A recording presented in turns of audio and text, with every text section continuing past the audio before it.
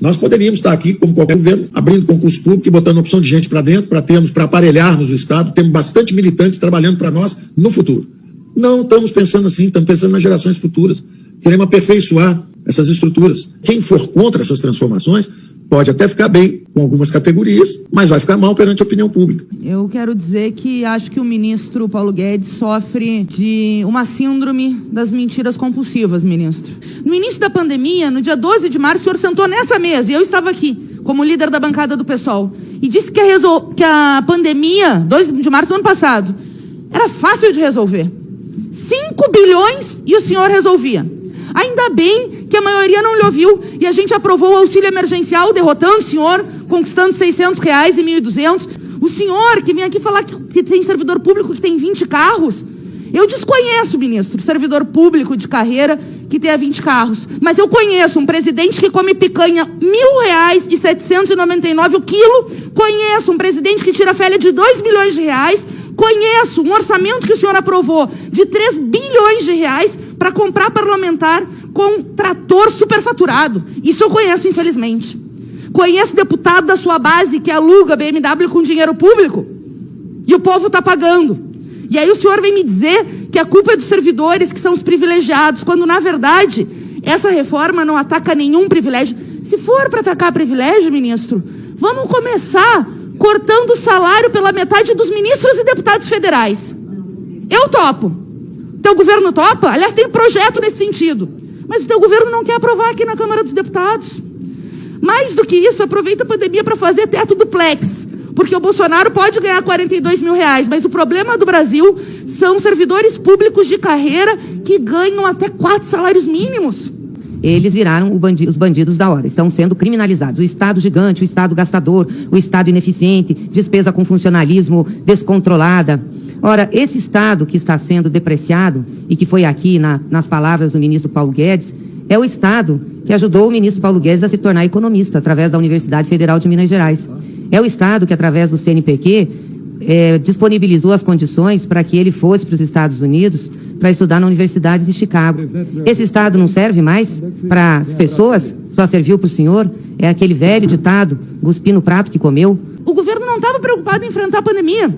Como nós vimos naquela reunião do Sindicato do Crime, lá, que vocês chamam de reunião ministerial, e o senhor vem aqui e diz que é fake news. O senhor falou literalmente, ministro. É nessa confusão toda, o senhor falou, são palavras suas, todo mundo achando que estamos distraídos, abraçaram a gente, enrolaram a gente botou a granada no bolso do inimigo. 2 anos sem aumento de salário, era a 3ª torre que a gente tinha que derrubar agora também. O senhor estava falando do salário dos funcionários, que estão salários congelados, e da reforma administrativa. É uma vergonha. O Brasil com 19 milhões de pessoas em extrema pobreza e nós discutindo aqui a reforma administrativa porque vocês querem aproveitar a pandemia para massacrar o povo brasileiro. Para massacrar o povo brasileiro que mais precisa do serviço público. O senhor fala aqui que nós não temos dinheiro, que o Estado está quebrado.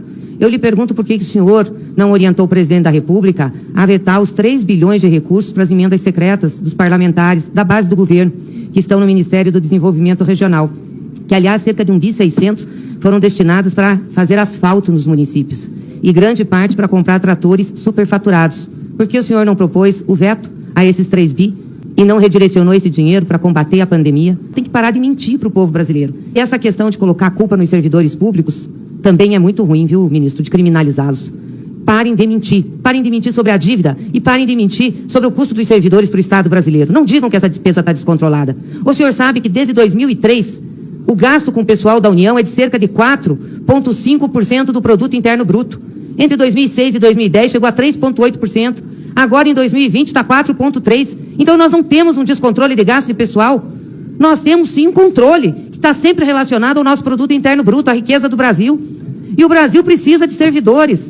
Aliás, o número de empregados públicos na população brasileira é muito abaixo que dos outros países. Aqui é 5,4%, nos Estados Unidos 7,3%, na OCDE a média de 9,5%.